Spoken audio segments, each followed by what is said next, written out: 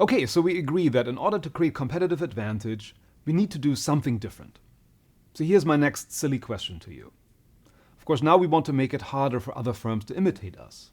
So in order to make that more difficult and to create more sustainability in our competitive advantage, should we do one thing differently or many things differently? Now again, you will say, well, that's sort of obvious, right? Many things differently. Well, let's go back to that airport bookstore. Let's see what other books we'll find on the management shelf. And what other books are there? Well, there are books on core competencies, on key success factors, on critical resources, the one or two things you need to do in order to be successful. Now, I think actually that is somewhat misguided. And we've done quite a lot of research on this, where we tracked a large number of firms and tried to find a set of firms that had sustained their competitive advantage for a really long period of time. And then we compared this to a set of firms that once had competitive advantage and then lost it. And we are trying to understand what allows certain firms to sustain their advantage and what causes other firms to lose their competitive advantage.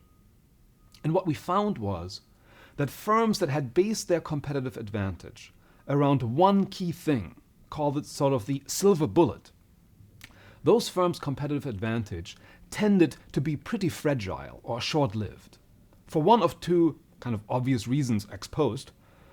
Either the one thing that they were so good at, since everyone knew that one thing, sooner or later someone would come along and beat that firm on that one dimension. Or that one thing that firm was so good at became not as important anymore. So let me give you one example of this. Actually, let's talk again about Intel. So we've talked earlier about Intel and their switch from being a memory chip producer to a microprocessor company. How did they lose their competitive advantage in memory chips? Well, it turned out they really had based their competitive advantage around one key thing. They were the best product designers. They were able to come up with the next prototype of the next memory chip faster than everyone else. They were located in Silicon Valley. They had access to the brightest PhD students in electrical engineering from Stanford and Berkeley. They invested a lot of money in that piece of their R&D. But what happened? The problem was, as these devices became more and more complex, the relative importance of product design versus process design, of now actually taking that prototype and manufacturing it at yield levels that would make it economically feasible to sell it in the market, that shifted. Intel had invested a lot on the product side, not so much on the process side. The Japanese competitors, in contrast, had invested a lot on the process side. So even though Intel was still beating them on the prototype, they were not first to market anymore because they were not able to ramp up their production as fast. So that was an interesting example where, in some sense, the environment shifted in a way that made that one thing that Intel was so good at not as important anymore. Now, the interesting thing about Intel was that they really learned from that experience. So when they moved into microprocessors, which in some sense is a very similar industry, right? You have fairly similar technology, fairly similar types of investments that have to be made, fairly similar sets of customers. They really learned from that failure in memory chips. And they said, we cannot base our advantage around one single thing. So what did they do? Yes, they invested in R&D, they invested in the process, but they invested in the brand, right? The Intel Inside campaign. They invested in relationships with many of the OEMs. So there was a much broader set of activities they engaged in to really bolster their competitive advantage. Now, sometimes we can actually identify key elements that drive competitive advantage. So for instance, right, if you can patent your intellectual property that underlies your competitive advantage, that's a lot. So if we can put a patent on Viagra, right, that helps that company a lot. But there are actually very few industries in which we can legally protect our intellectual property like through a patent.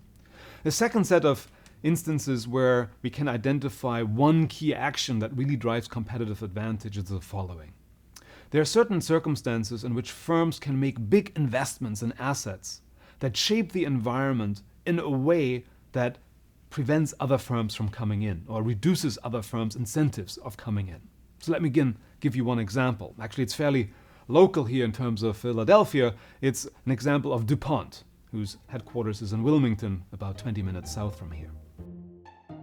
Now, at some point, DuPont had developed a cost advantage through a new technological innovation in the manufacturing of titanium dioxide, which is a chemical that makes things white it goes into paper, it goes into paint. And so DuPont was wondering, how can we exploit this competitive advantage? How can we exploit this cost advantage?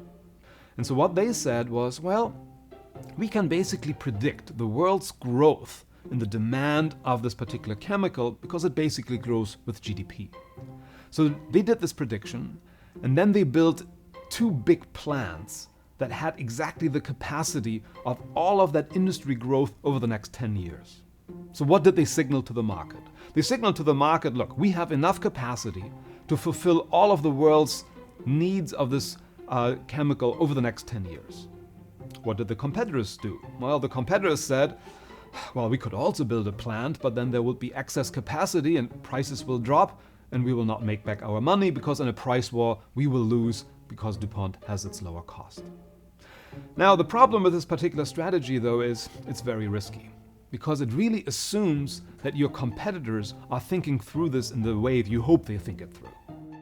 A few years after DuPont had engaged in this strategy, both IBM and Siemens, at that time they were still involved in the production of memory chips, did something similar. They said, look, we have a cost advantage, so let's build a couple of big plants and signal to the market we have enough capacity.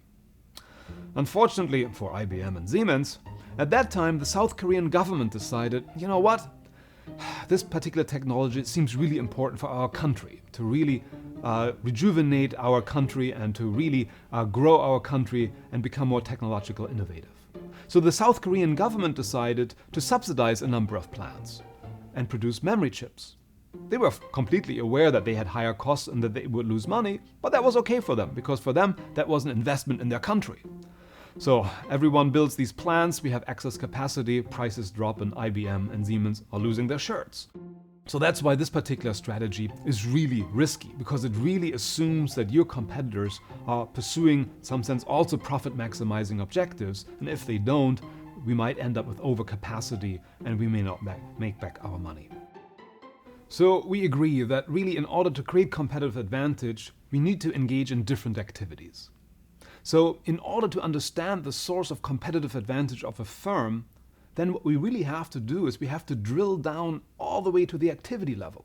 It's not just a difference in a motto, it's not a difference in a vision statement, it's a difference in what we do that eventually drives competitive advantage. Well, how would we engage in such an analysis? That's sometimes a rather daunting task, right? Because firms are engaged in so many different activities. And this is where a tool like a value chain becomes quite helpful. Because what a value chain basically does, it says, look, let's try to think about this big firm and break it up into different pieces of the value chain or stages of the value chain. So for instance, most firms are engaged in some kinds of activities that are with respect to inbound logistics. Things have to come inside the firm. Then we take these inputs and we create outputs. That's in some sense the operational aspects of the firm. Then we have to get those outputs to my customers. Those are sort of outbound logistics. Then there are activities around sales and marketing. There are activities around after-sales services. Those are, in some sense, the primary activities that take inputs to outputs and get them to customers. Then we can also think about different other types of activities, which we might call more support activities that span all of those primary activities. And there we can identify, again, different types of rubrics, if you wish, or different activity buckets.